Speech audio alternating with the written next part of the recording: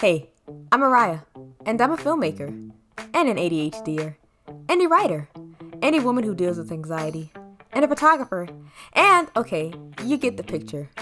Hey, I'm Mariah. Did I say that already? And I'm a storyteller who cares a whole lot about mental health. A lot of times, we often separate storytelling and mental health from each other. Honestly, we tend to separate mental health from everything. But I find these two to go hand in hand. When you're telling a story, that point is to connect with your audience. On a deeper level, check this out. Connect with their mind. Storytelling is everything: movies, music, video games, art, all of it. And mental health has a lot to offer too: depression, autism, PTSD, and so on. I'm on a mission to understand and learn more about both storytelling and mental health. Whether it's digging deep into mental health disorders, checking out the psychology of characters from all over, dissecting the power of music on our emotions, hearing the personal stories of creatives, my goal is for us to be more seen, heard, understood, and learn who we are.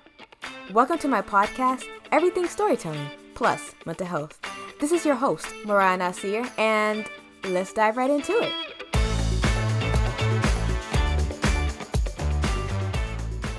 Hey guys, and welcome to episode 5 of Everything Storytelling plus Mental Health.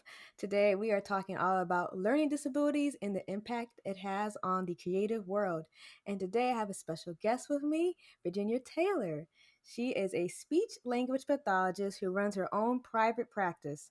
Her area of specialty is literacy intervention. She works with all ages, both children and adults. She is located in Columbia, South Carolina, and also works with clients in other areas via teletherapy. That's awesome. So, how long have you been doing this? Well, I've been a speech language pathologist for 2 years now, and I've had my own business for just over a year. Cool. What got you into this field? Well, I actually didn't know too much about the field, and then one of my family members suggested that I look into it, and I looked into it. I shadowed a SLP, and it just felt like the right fit for me. So it just That's kind of aw- fell together like that. that's cool. Yeah, to be honest, I really didn't know. I didn't know anything about it until you told me, and then I kind of kept forgetting what it was, honestly, until I got older and everything, and then I learned more about learning disabilities and what speech pathologists do. So now I'm like, oh, okay, this is really interesting. So that's really cool how you got into that field. So yeah. So I guess I'm going to start out with the mental health check-in, like I do every episode. I will start out. So this week has been pretty chill for me for the most part. I did have a one annoying Aggie day, but it's past now, so I am glad that's just over with. It was just very Aggie. It was my day. It was just like in the middle of the week too. I just but I was able to go home, talk to my friend. It was nice afterwards. But other than that, like every other day has been pretty nice. I've been hearing nice stuff about my podcast.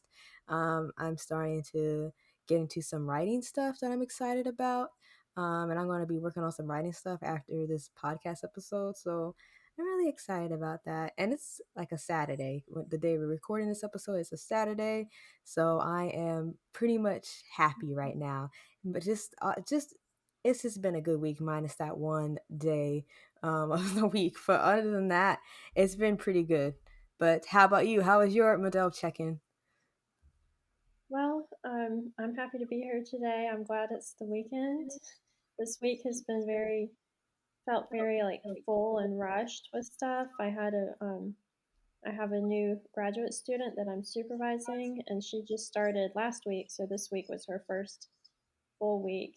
Um, so it's some extra stuff for me to do, like with onboarding with her, but it's going well so far. So hopefully it'll be smoother next week. We'll see. Awesome. Awesome. That's really cool. All right. Well, let's get started with some questions. So for the first question, what is a learning disability? So, a learning disability is a condition that affects a person's ability to learn information. And it can affect all kinds of skills like reading, writing, math, listening, and speaking, despite having normal intelligence. Um, Learning disabilities are lifelong, but they can be managed with appropriate interventions, support, and teaching strategies. Interesting. Um, and so we talked about it just a little bit, but like, what is a speech pathologist? Like, what do you do at your job specifically in regards to helping those with learning disabilities? That's a good question. So, in general, a speech pathologist is a type of healthcare professional who specializes in evaluating, diagnosing, and treating communication and swallowing disorders. These type of disorders can affect speech, language, voice, fluency, cognition, and the ability to swallow safely. Um, each speech language pathologist has different areas of specialty, so not all of our jobs will look the same. So, in my job, I specialize in the area of written language disorders, particularly dyslexia. So, with most of my clients, I focus on interventions involving reading, writing, and spelling skills, as well as language comprehension and executive functioning skills. So, that's what I do in my job. Another SLP's job might look entirely different. So, it just depends on who you're talking with. Okay, cool. So I talked a little bit about executive function skills on like previous episode. Um, but like, is there a specific like area with executive function that you help with, like memory or like attention, or do you help with all those areas? All of those, yeah. Whatever the client needs, like some of them will have good EF skills, like in one area, but then they're a little bit weaker in another. So I evaluate them and see what their area of needs are, and Mm-hmm. then go from there, like with the intervention. Okay, that's really interesting. Okay, cool. Um, so just to add on to that, what are the different types of learning disabilities? Well, there are many different types of learning disabilities, and some of the common types include dyslexia, dyscalculia, dysgraphia, auditory processing disorder, and nonverbal learning disability. Okay.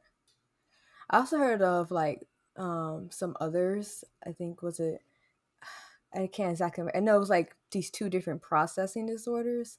Um Like slow processing disorder? yeah, yes. I think that was Yes, it. that is a type. Okay. Yeah. Okay. Is it like similar to like the others or it's just like totally different? It often like goes in combination with the others, so a lot of times people will have both. Um, but I guess it's kind of most similar to auditory processing disorder, where you're like slower to respond to things, or you need more time to process what you've heard. Mhm. Okay. Yeah, I can I feel like I can relate to that sometimes just because I sometimes it just takes me a while to process things, but it also just depends on the type of day. So I'm having Right. it's Yeah, interesting. I have Uh, that one myself, and it's hard because it's always taken me longer to complete stuff and process stuff, so I understand how that is. do you think it's like a big thing, especially like when you're like in class and the teacher is talking and you're trying to take notes while they're talking, and Yes. listen to them at the same time? Yes, it's really hard. I've always struggled with that, and so, like, I've had some accommodations to help with that. Uh Like, huh. for example, I had an accommodation in college where I would get the notes ahead of time, so I could more like just kinda add to the notes that the teacher already had, which was helpful, and then also, like, extended time on test because I was just slower to finish, so Mm-hmm. Yeah, that's good. I wish I had the opportunity when I was in school, but I didn't. I still like I still have trouble like writing what people say and listening to them. Like even like during this episode right now, as you're talking, I'm trying to take notes and then listen. I'm just like, I might like slow down a little bit and like listen. So I just can relate to like some of this stuff on here. So definitely. um, let's see. which ones are the most common that we hear of? I'm pretty sure it's dyslexia and dyscalculia and dysgraphia, but I'm not sure So of this. I believe dyslexia is the most common out of those. They're all pretty common, but dyslexia um, is, like 1 in 5 people have dyslexia. So that's very common. Mm-hmm. So What 20% of the do you mind describing population. a little bit what dyslexia is? Yeah, so it's difficulty with reading, spelling, and writing skills. And it often, like, sometimes they have dysgraphia along with dyslexia. So that makes, like, the physical act of writing also difficult. But yeah, there is a misconception with dyslexia where sometimes people think people with dyslexia can't learn to read. That's not true. They just need the right type of intervention to learn to read. Mm-hmm. I saw this other, or I haven't seen it yet. I just heard of it. I need to go listen to it. But I heard there's like different types of dyslexias. Is that like, is that something you like heard of, or okay? Yes, that's true. Yeah, in graduate school, I actually did a presentation on, and that was in the presentation, some different types. So there is developmental dyslexia, which is like the most common type of dyslexia, and that's what people are born with it. It's just a difference in their brain.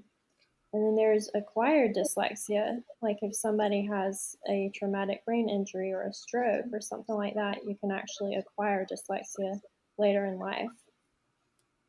So those Okay. are like two different types. Yeah. That's interesting. I didn't know about the one after like the stroke. I just didn't know. Okay. Yeah, Huh. I've actually worked with some patients that had acquired dyslexia. It was interesting because it presents similarly and the intervention is similar, but it's a different cause. Huh. That's really interesting. So cool. So I learned something new. Do you mind describing as well, like what dysgraphia is, and then the other one, I think dyscalculia, if I'm saying it correctly? Yeah, sure. Dyscalculia. So dysgraphia is difficulty with handwriting and written expression. So dysgraphia is hard because it's going to be hard to like physically write. Like the motor coordination is hard with dysgraphia, and then also knowing what to write, like the written expression part, that's going to be hard too. And then dyscalculia is difficulty with math related tasks. Okay, interesting. Can you give like an example for like the math one, or like explain that just a little bit more? Well, that's the one that I'm like least familiar with because I I don't work gotcha. with a lot of kids with that. I have a few, um, but it's more like the numbers part. It's their struggle like with math concepts, especially like more advanced ones and multi-step problems. I've seen them struggle with. Okay. Yeah. I've seen that one too before, and I was like I never fully understood what it like was exactly. I just knew it had something to do with math. So it was just I was just like curious to know like a little bit more about that. But interesting. Um so how common is it for someone to have more than one learning disability? So it is estimated that approximately 30 to 50% of people with diagnosed learning disabilities have more than one. So that's up to half. So I would say that's pretty common. Okay. How common is it for someone who has ADHD or autism or both to have a learning disability? So for ADHD, it's estimated to be like 30 to 50% of people with ADHD also have a diagnosed learning disability. And then with autism, it's even higher. So it's approximately 40 to 70%, depending on what study you look at, um, of autistic people have some form of a learning disability. So it's Huh. very prevalent and common with both. Hmm. Do you do you like have an idea like why it might be higher for those who are autistic than ADHD, or are you just like, I'm not sure? I'm not sure, like specifically with ADHD versus autism, but with ADHD and autism, like having a learning disability with one of those, it's probably because of the brain differences are similar. Like with the learning disability brain difference versus like ADHD and autism, probably why there's a higher percentage than the general population. Mm-hmm. Okay. So, I wonder too. You probably don't have the answer to this, but I like wonder too of like if it's like even a higher chance when you have both, because it's very common to have both ADHD and autism. So I'm like wondering too, like if it's even more common to have a learning disability on top of that as well, if you have both.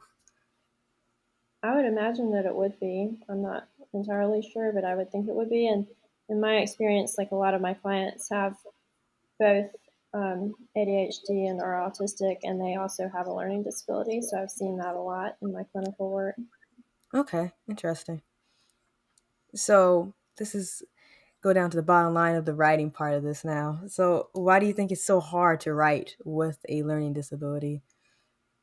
So writing is challenging for people with learning disabilities because it requires multiple skills working together, such as motor coordination, language processing, memory, and organization, and even more than that.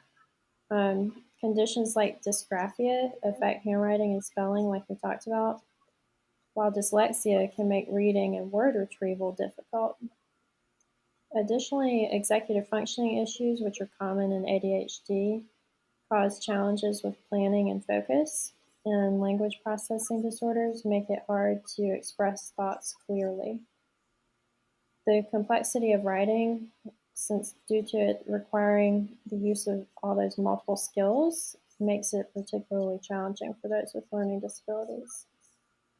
Huh. That's It requires a big cognitive load.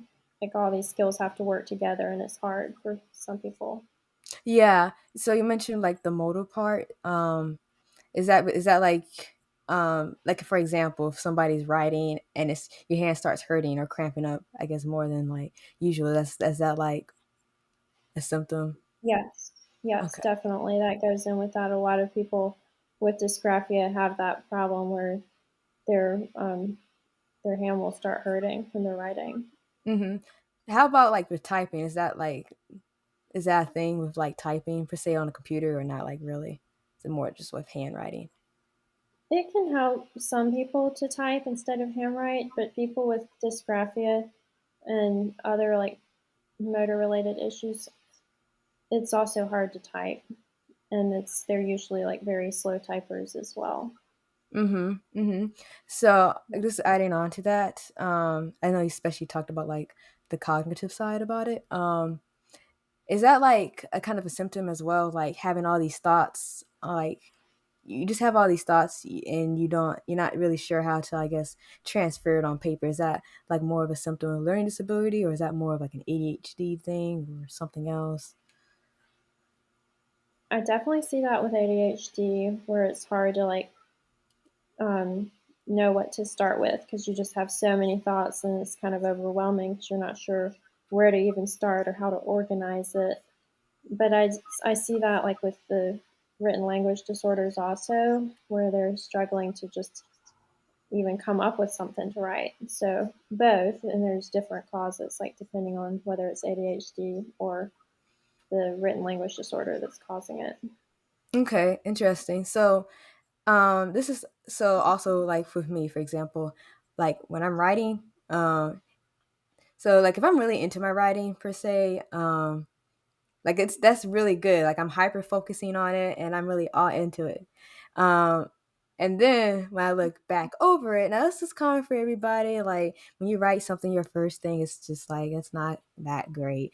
But I think it's pretty sure it's like not even. It's I'm pretty sure it's like worse for those who have ADHD or have a learning disability. Because when I look back over, I'm like, what was I saying? You know, like my words. Sometimes I'm just like I misspell things or the handwriting gets sloppy too after a while. Like especially when I get into my writing, I have like I feel like I have these different types of handwriting. Like I'll have the nice pretty handwriting when I'm in a very like I'm just like slow, being mindful, and then when I'm like all into something, like just either excited about something or I'm really upset about something when I'm writing, it is just sloppy. You wouldn't think it's the same person to be honest. So I don't know. Is that like something to like that goes with those symptoms you were mentioning?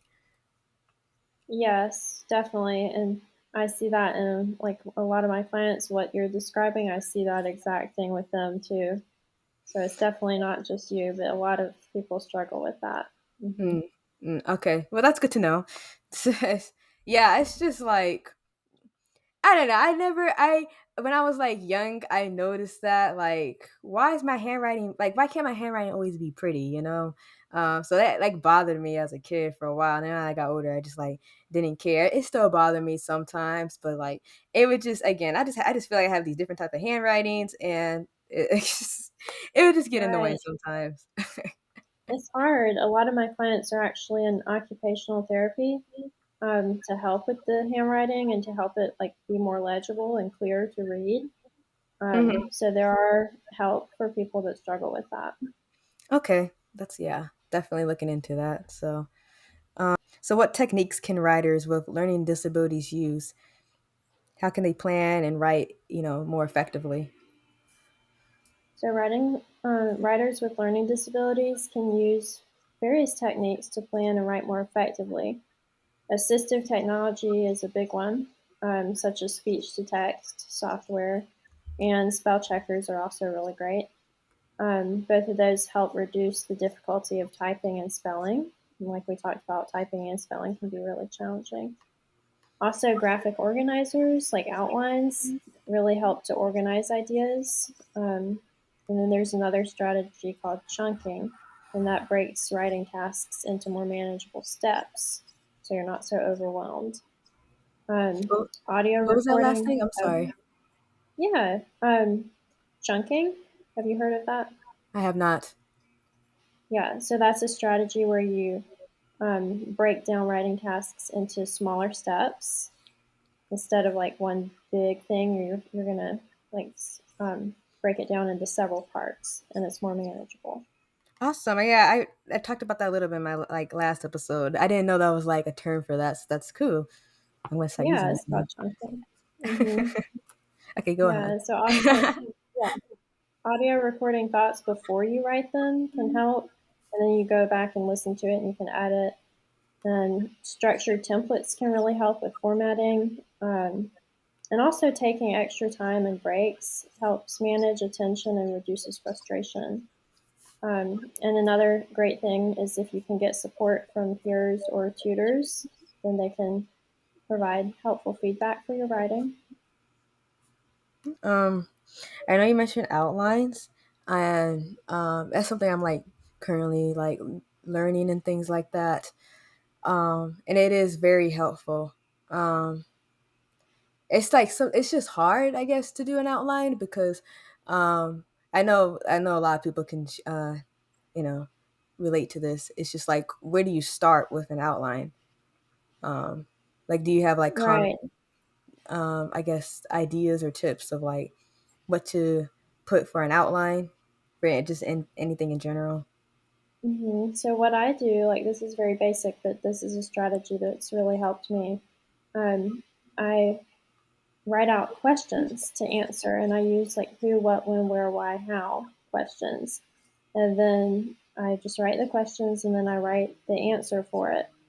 And that'll help me like for each part of the outline, like each part can correspond with a question. And like that could be the topic sentence for that paragraph. Um, like it depends on what you're writing, but those questions, they can really help with pretty much anything. Okay, I like that. Yeah, it's not exactly like the same like concept exactly as yours, but it has like a similar thing going on where I like to break it down a little bit and like kind of do more of like why I'm doing this, and then um have like a basic like idea of like what is it about, and things like that. So that's yeah, I like that. I'm probably like add that into a lot of my other writing stuff. I know it can like vary too depending on what you're writing. So like I'm more of like a storyteller, like script writer. So outlining is like totally different compared to somebody who might be like writing an email exactly. But I guess like this a similar like concept applies. Just like having like a basic outline. As long as you have like a basic outline of like what to say, it helps. So It does, yeah. Yeah. Yeah, these strategies can really help with writing more effectively. Yeah, for chunking, I talked about it a little bit in my last episode, but like, what are some Mhm. ideas like breaking down writing? Like, would you like recommending doing pages or recommending doing like word count? I know it varies for everybody, so. Yeah, so like if you have an outline, you might just start with one part of your outline, and that could be your first chunk. If you don't have an outline, like what you were saying, having, say, if you have to write something that's 800 words, just write the first 200, something like that. But yeah, there's Mhm. different ways you can apply chunking. Mhm. And then I also learned too, like once you like, let's say you make that 200 word goal, like reward yourself is usually like a good thing to do right after. Is that something that? Yes, I Yeah. definitely do that personally, like, because I find it hard to write sometimes, and I've, um, even when I get part of it done, it's nice to have a little treat. Oh yeah, And for it's more sure. motivating. Hmm. For sure. I think my problem is like after I finish it, I don't know what to reward myself with, honestly. And then I just like, and then I kind of move on to something else. Like, okay, it's done. Okay, what's next to work on? I need to like, I guess it's something I need to work on. It's just like, just really reward myself after doing something. I've been trying to do that a lot with a lot of things. Like every time I try to like do a podcast episode, I try to reward myself. But sometimes I don't know, my mind goes other places. So it's something I definitely would like to work on more. So do you think learning disabilities are underdiagnosed in the adult population? Yes, I do, definitely. There are multiple reasons for this, such as a lack of awareness, stigma, and limited access to resources. Often getting a diagnosis can be so expensive that many people can't afford it, and also like wait lists to get evaluated can be very long due to shortages of providers who diagnose learning disabilities. Additionally, learning disabilities are sometimes missed in females and people of color because the criteria are often based on white male presentations of learning disabilities. And lastly, many providers only work with children, so it's more difficult to find a provider who will even evaluate an adult. So all of those are Mm-hmm. barriers to getting diagnosed. Mm-hmm. Do you think it like the symptoms and things like that like manifest differently for like different people? Um yeah. Yes, well, they do sometimes, but also there's this concept of masking where people can kind of mask their struggles and kind of fly under the radar when that happens. And often, for some reason, girls and females are better at that. And so they're sometimes missed because they're masking. Mm-hmm. I definitely know I did that. I did that pretty much throughout high school. That's how I that's how I made it this far. I definitely know I did that. I don't know Right. exactly how I did it or what I did exactly to a mask. I can't even like say how I'm masking because it's like something that I have gotten used to or acquired. So I don't Yeah. really, Mhm. yeah, I just don't know. Like I don't know how I did it, and I know I still That's do it. To be honest, right. That's common though. Like I've heard that a lot where people know that they're masking, but they can't describe it because it's just so ingrained in how they're presenting themselves. So that's really yeah, common actually. Hmm. yeah. Okay. Well, I'm glad I'm not the only one. Is there a strong correlation between having a learning disability and then being very like creative or artistic? I would say yes. Like I don't have a statistic or anything for this, but so many of my clients are like that, and I've just seen it like with personal experience. People with learning disabilities often demonstrate a strong correlation with artistic abilities, and so many of them excel in creative fields like art or music, and they can use their visual spatial strengths, creative problem solving skills, and heightened emotional intelligence in these types of fields. Because a lot of people that do have learning disabilities, they have these strengths. So definitely, I think there's a correlation there.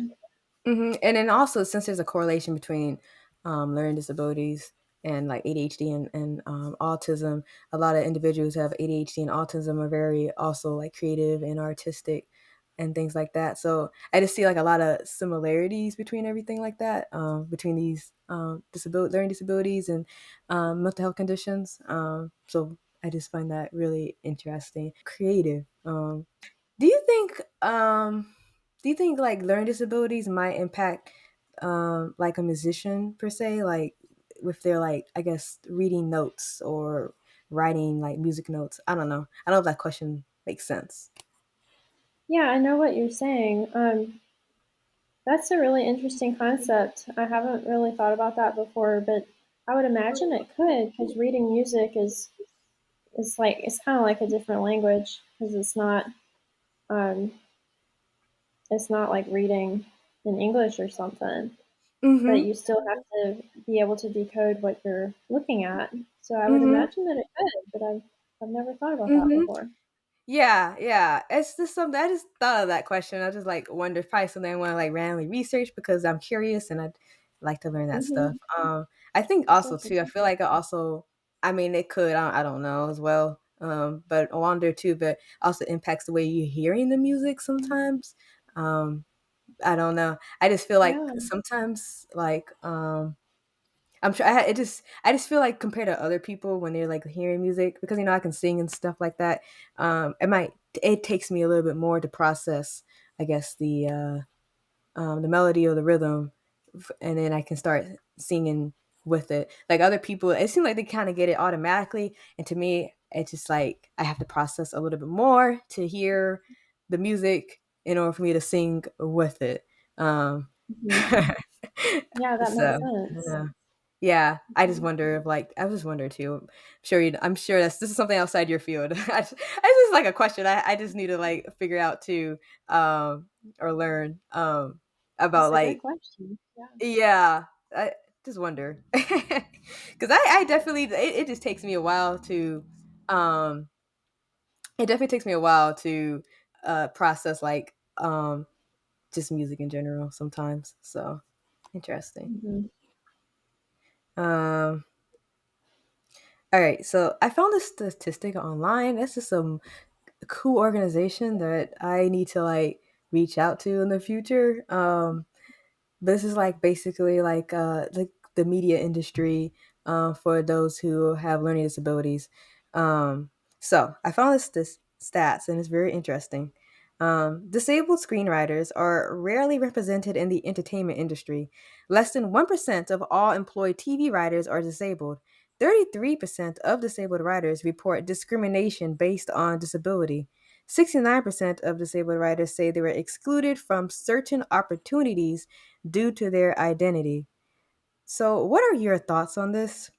Do you have like solutions or ideas that can help with this issue per se? So it's definitely an issue that less than 1% of all employed TV writers are disabled, given that approximately 29% of adults in the US are disabled. This is clearly not adequate representation of disabled people. So Mhm. I think to help prevent discrimination and exclusion of disabled people, it's important that we as a community learn about disability rights history, disability culture, and that we help to promote neutral portrayals of disability. And that's because disability is neither a good or a bad thing, it just is. So we can make sure to use inclusive, non ableist language, and also workplaces should provide accommodations and support so that disabled people are set up for success. Mhm. I had this question in my head and it just slipped out. It was a good question too, and then this my ADHD brain slipped it out. Hopefully it'll come back though. So I'm just gonna move on from that. That's okay. um, but I do find that statistics very interesting. I just like I especially specifically like for like the entertainment industry. I just like never really like thought about that until I found that website recently. So I don't know. It was just interesting, like learning about specifically in that field, but then also hearing from you, like 29% of individuals Did you say in the U.S. or in the world? In the US, yeah, Yeah. adults in the US, Mhm. it's a high number. Hmm. Yeah, definitely. So it's something that needs to be taken more seriously because Definitely. it's just like okay. Actually, now I remember my question. Do you think it's like a stigma that people think that people with learning disabilities can't write? Like, do you think that's a Yes. stigma? Hmm. Okay. Yeah. Yeah, because Hmm. it's not true. Like, they can write, and with the right help, they can write well. So, Mhm. yeah. Mhm. Hmm. Mhm. Exactly. I think that's why that statistic was pretty high for like being excluded from certain opportunities because and this is Hmm. probably in general in any workforce, especially when you have to deal with writing. It's just like people automatically assume you can't write. No, you just need like extra. We just need some extra accommodation and stuff to help us write more effectively. But anyways, Exactly. Yeah. yeah. Hmm. So oftentimes individuals who are neurodivergent have to work twice as hard as their neurotypical peers. This can be very discouraging and frustrating. What encouraging thoughts do you have for someone who may feel this way? So, I myself am autistic, so I'm neurodivergent. And I can personally relate to having to work much harder than non disabled people. And it definitely does feel discouraging and frustrating sometimes. The number one thing that's helped me, though, is finding a community of other disabled people who get it. And that's really helped me to know that it's not just me and that I'm not alone. Hmm. I relate to that. I have been doing that recently. I found these Facebook groups. One is the Neurodivergent Writers Lounge. It's been super nice. Um, and I just like Mhm. it's just nice being in a community where people kind of share like the same I guess struggles like you know Right. you like you have. So it's just like I don't feel like I'm alone in this. It's just nice and encouraging to hear like people having the same um, things that go on in their head, just like me. So yeah, For I sure. also found this other writers group with like ADHD, and I saw this workshop too like last week, and it was really nice. Yeah, for sure. Definitely. And then I might have skipped over. I think I skipped over this question, but I like to just ask this one: is there a strong correlation between someone having a learning disability and other mental health issues such as anxiety and depression? Yes, definitely. There is a strong correlation between having a learning disability and other mental health issues, such as anxiety and depression. And I've actually seen studies on that, and the incidence rate is a lot higher in people with learning disabilities. And people with learning disabilities often face significant challenges in school, work, or social situations. And those challenges can lead to feelings of frustration and isolation, and that increases the risk of developing anxiety and depression. Oh, yeah, that's very interesting. Um, well, that's cool. These are great questions. I learned a lot. Yeah, I'm just like excited to like learn more about learning disabilities and yeah, just find ways to help me write and others write as I learn more about it. Are there any projects or announcements you're working on that you'd like to share with the audience? Yeah, so an announcement. My private practice provides dyslexia evaluations, and I do currently have a waitlist for intervention, but right now I actually don't have a waitlist for evaluations. Okay, cool. So do you do it online or do you have to be in person? Well, insurance typically requires evaluations to be in person, so I do take Medicaid insurance, so those have to be in person. But I can do them online, like if it's not through insurance. Okay, awesome. That's good to know. And where can we find you? So I'm located in Columbia, South Carolina, and you can find my business on Instagram and Facebook. And my private practice is called Literacy Link Therapy. All right, awesome. Thank you so much. It was great chatting about this and learning about learning disabilities. So it was Oh, really thank nice. Thank you you. so much. Yeah, thank you. I hope you liked today's episode. Virginia is an amazing person. Okay, I know I say that about everyone coming on here, but it's true. She's super sweet, friendly, and super informative. So, if you're thinking you have a learning disability like dyslexia after listening to this episode, then definitely check her out. She doesn't have a website, but you can contact her through her mobile number at 803-200-1928, or you can email her. All this is in the episode description, by the way, so no worries if you didn't catch that. Anyways, until next time, see ya! Hey, if you listened to this entire episode, I just want to say thank you so much for listening to my podcast. You have no idea how much I appreciate it.